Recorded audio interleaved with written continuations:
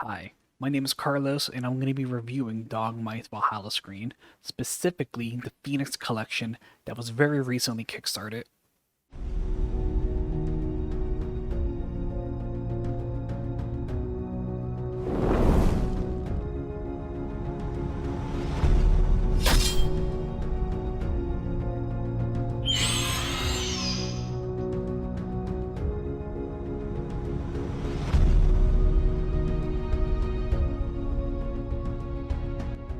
If you're looking for a simple yes or no, I do recommend this screen. But with that said, I also need to note that this is a luxury item, not a necessity.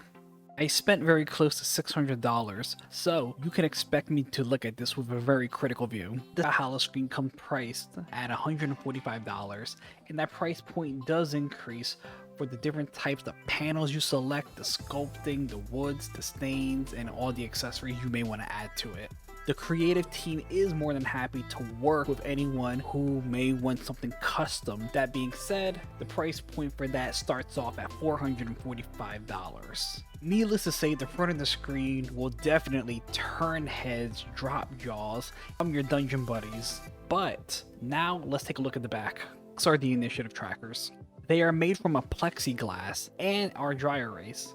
One of the two issues I have is when you set up the tracker on the screen, the names become reversed and it's hard to read. But also, this is easily mitigated by putting the creature's or character's name on the reverse side, so you can read them when you set them up. Long story short, good game preparation makes this a non-issue. The other thing that stuck out to me were the waves on the DM screen when inserting the trackers. The curves on the screen do not allow for flat placement of the trackers, but again, that's not a real problem now, is it? I mean, that's why I got the screen. I wanted the art that came with it. I wanted the aesthetics attached.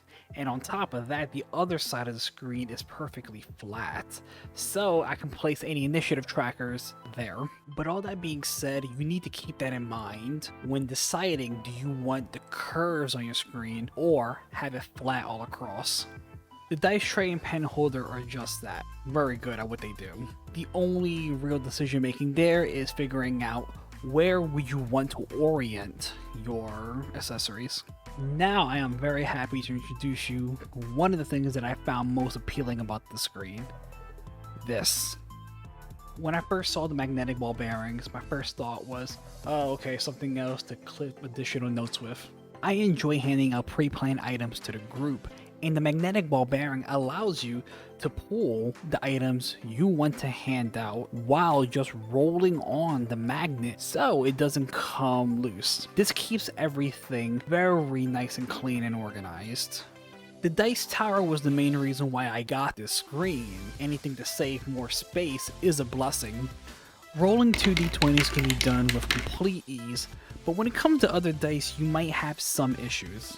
I rolled a few d6s, and while it can hold the dice fine, sometimes when the dice land weird, it causes the last dice to shoot out. If the tray was just an inch bigger, I think the dice would not eject itself like that. When dice get stuck, you can open the dice tower and fish out what you need. The plexiglass panels to hold my notes is a simple game changer for, well, my game. One thing that trips me up a bit while playing the game are some rules in combat. I keep a handy reference to the things I need to remember, and when I get comfortable enough where I don't need this anymore, I can always swap it out for something else more relevant. For the smaller panels, I use one to have a list of items available in a shop in case the party goes on a spending spree, and the other I keep a reference guide of the party to themselves. It's very useful to have a summary of everyone's HP, AC, passive perception, spell save DC, and who has dark vision. I have a reference of what you all can do, so please, stop telling me you have dark vision. The one thing about this I did not like was the bag.